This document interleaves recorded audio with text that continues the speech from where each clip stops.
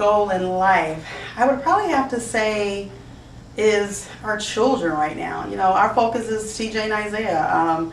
We do have to, you know, me and Thomas, we do these date nights once a month because we realize even though you have children, you know, your goal has to also include each other. So outside of each other, our biggest goal would be our children, to make sure they continue to go to school. TJ's in his third year in college, to get him through college. Isaiah will be going to high school in a couple of years. So our biggest goal is to continue to, you know, keep them educated, keep them focused, and just continue to allow them to be the young men that we're raising them up to be. That's our biggest goal. My biggest goal is actually my family. My family is making sure that I'm the head of the household, that I make sure that I'm the leader, and I trickle down to my wife as we the power of prayer is what goes on in our household.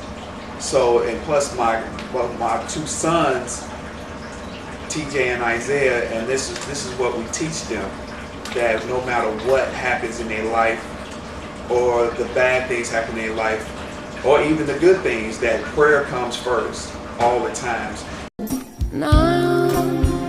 Where did me and Thomas meet? We actually met at a friend's house through a friend. She was actually my friend. Her name is Stacy.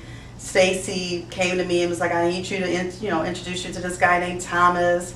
Honestly, wasn't really interested in meeting anyone. Had just came out of a relationship, so that was not even on my mind. But we met. I went with her to a party. When we got to the party, it ended up being that we were going to leave and go to another party. Okay, so when we were going to the next party, I rode over with my friends, and we were at the party. So me and Thomas were talking. So we were just kind of filling each other out. When we left the party, I had to go home.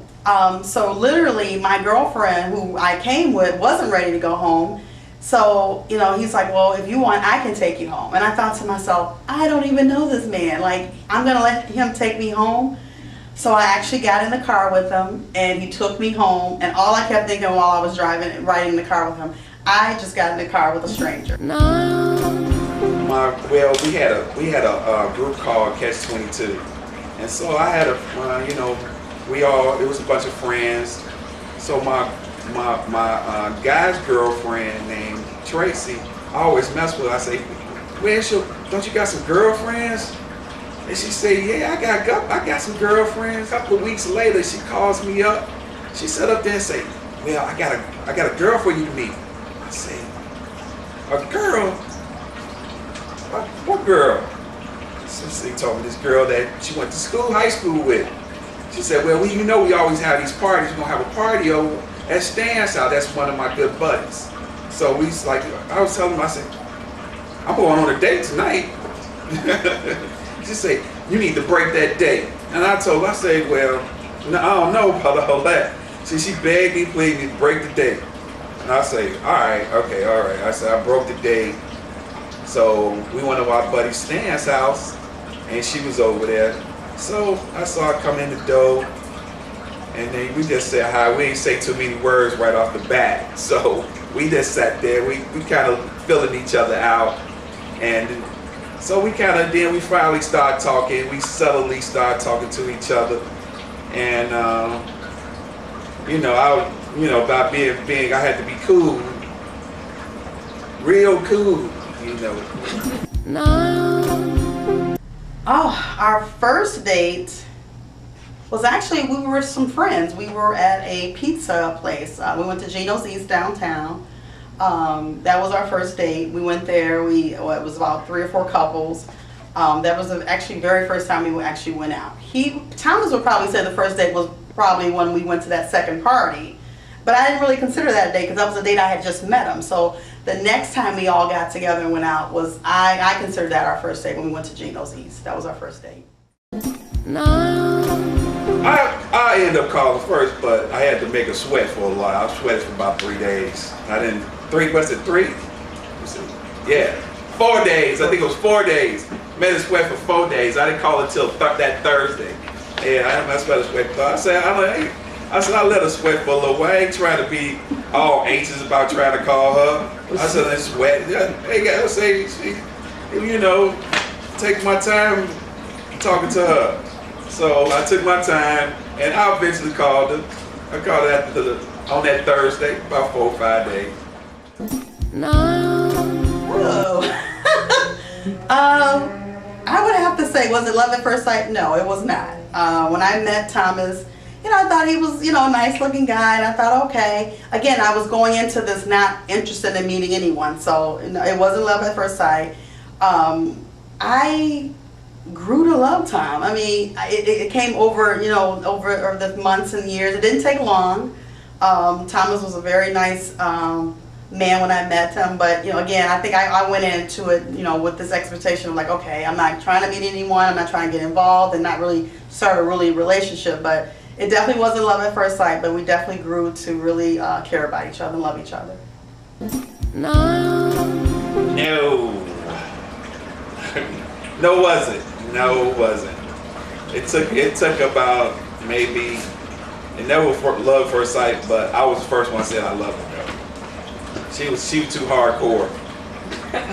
How hardcore? She was just hardcore. That's all. She just. I just want to know. She was a person that always wanted to know what I'm going to say before she had to say something. Wow, where did Thomas propose? Actually, Thomas proposed to me at Lake Geneva. We actually went away for the weekend. And I just thought it was just like, you know, we were kicking it for the weekend, and he proposed to me there. It was like a beach area. It's like a lake. We were around some water, and I could tell he was really nervous, and he was acting kind of strange that night, but I had no clue that he was going to propose to me.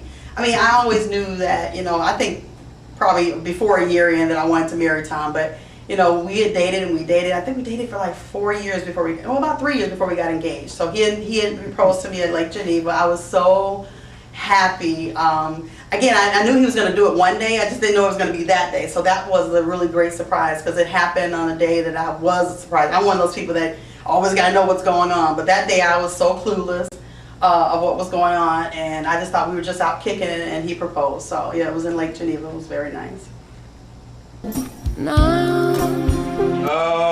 Actually, I took her to Lake Geneva for a weekend. Was it a good place over there? Like, it's yeah, a good place to it actually was a really nice place. It was actually real subtle. It's really quiet, intimate place. The lake. It had a couple of restaurants. I mean, it was way away from everything we ever been to it. I mean, it's real. It was nice. I mean, it was the perfect setting for the perfect night. It was dark outside. We was by the lakefront, and I got on one knee and proposed to her. Wow. Why do I think we've made it 20 years? Well, where did I start? I honestly, hands down, I tell this to everybody. We get this question, actually not daily, but we get this question a lot. Like, man, I can't believe you guys have been dating so long and married so long, and how do you make it work?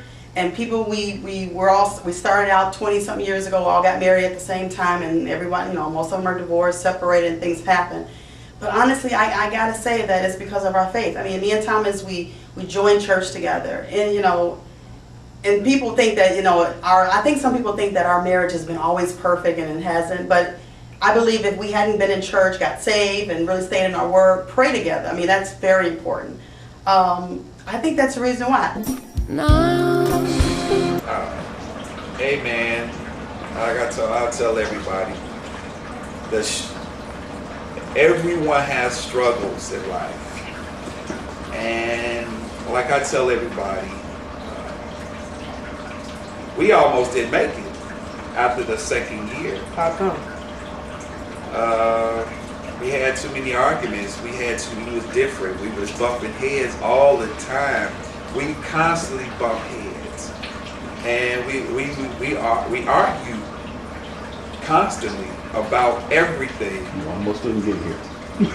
Money situations, bills, her way, my way. And you know, and we didn't know how to become a husband and wife. That was the point. We didn't know until you know we discovered something really big that we was missing. That the biggest hole in our life. God wasn't in it. God wasn't in it at all.